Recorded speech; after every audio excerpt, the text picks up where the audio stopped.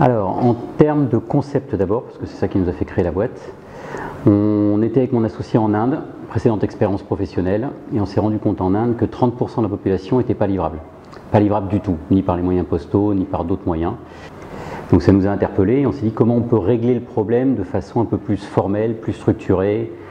Et donc on a creusé, on a imaginé un mode opératoire, on a breveté le mode opératoire, on l'a testé en Inde, autour de Bangalore. Ça a plutôt bien marché en Inde, sauf qu'en Inde il fallait des centaines de millions d'euros pour réussir à lancer un business. Donc on s'est dit, est-ce qu'il y a d'autres endroits dans le monde où il y a les mêmes difficultés? Et rapidement on s'est rendu compte qu'en Afrique subsaharienne il y avait la même complexité de livraison des personnes à l'intérieur des pays. Et premier pays, la Côte d'Ivoire, parce que pays francophone, et Côte d'Ivoire parce que c'est juste le plus gros, le plus beau, le plus dynamique des pays d'Afrique francophone, d'Afrique de l'Ouest francophone. Aujourd'hui, quand on regarde un peu le secteur de la livraison de colis ou de plis, de courrier, en Afrique, il y a deux grands types d'acteurs. Il y a les acteurs internationaux, intercontinentaux même je dirais, qui sont États-Unis, Europe, Chine, vers l'Afrique. Deuxième type d'acteur, c'est l'acteur hyper fort dans la capitale. Donc des acteurs qui sont focalisés à 99% de leur business, Abidjan, donc capables de servir toutes les différentes communes d'Abidjan, mais infoutus d'aller jusqu'à Yamoussoukro ou voire même aller jusqu'à Bassam. À Dakar, il y a des très belles startups hyper dynamiques qui servent très bien Dakar, et dès qu'on arrive dans le grand Dakar, ou même à Thiès, on n'est pas très loin de Dakar quand même quand on est à Thiès, c'est 50-60 km, il n'y a plus personne. Donc aujourd'hui notre positionnement il est très clairement celui-là, c'est l'intérieur des pays et la sous-région. Alors sur l'aspect purement technique, en fait on va digitaliser les flux pour des transporteurs existants. Typiquement aujourd'hui, pour l'exemple Côte d'Ivoire, on est à Abidjan aujourd'hui, je veux envoyer un colis à l'intérieur du pays ou je veux me faire livrer de l'intérieur du pays, 99% du flux va passer par des compagnies de cars. Donc des grosses compagnies de cars qui vont mettre finalement du bagage non accompagné dans les soutes des cars.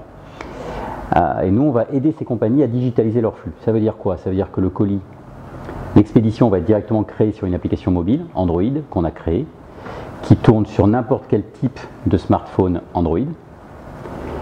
Ce qui va permettre de faire aussi un scan au sens scan transporteur classique, donc d'avoir une traçabilité, un track and trace complet type transporteur. Il va monter dans son bus, il est parti, le client sait du coup que le bus est parti.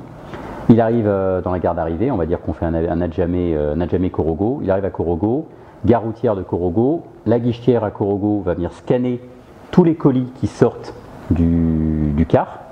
Automatiquement ça envoie un SMS au client en disant c'est cher client, ton colis avec le numéro de colis est bien arrivé dans la gare routière de Korogo de telle compagnie de car, pour venir le chercher, voilà ton PIN code, donc il va servir de signature en fait, un code 4 chiffres qui va servir de signature. Tech nous permet d'avoir une vue sur tous les courriers créés dans les agences de secteur, que ce soit à l'intérieur comme à Abidjan. De mon bureau déjà, il y a déjà une vue sur tous les courriers qui ont été créés, que ce soit à Bondoukou, dans toutes les villes. Alors nos relations avec la Poste ou les Postes. Poste Côte d'Ivoire, on les a rencontrés plusieurs fois, on a même visité leur hub, on a eu des bonnes relations de travail avec eux. Depuis on n'a plus trop de nouvelles, mais voilà, c'est une relation classique, commerciale, on les intéresse ou on les intéresse pas. Enfin, moi en tout cas, eux ils m'intéressent. Par contre des relations beaucoup plus suivies et plus poussées avec la Poste Burkina et la Poste Sénégal. Avec la Poste Sénégal notamment ça avance très très bien.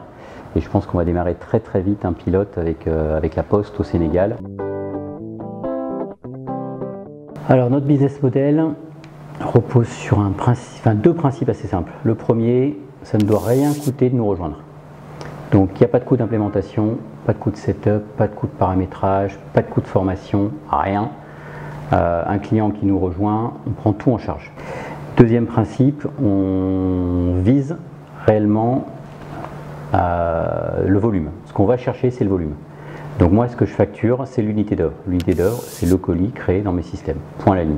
Alors nos principaux clients, les compagnies de cars, très clairement, les compagnies de cars, c'est les line haul, c'est vraiment les maillons clés, aussi bien au Sénégal qu'en Côte d'Ivoire, qu'au Mali, qu'au Burkina. La difficulté initiale, c'est que les choses sont plutôt longues, lentes, il faut prendre son temps.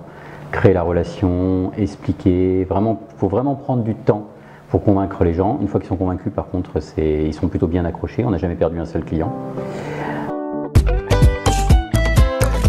Alors, gestion des zones rurales.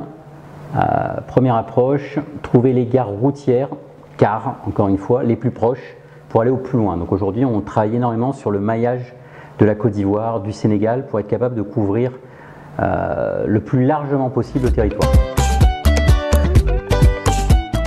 Nundi, c'est notre nouvelle marque, c'est une vraie marque grand public, contrairement à Keopstech, qui est quand même pas très grand public.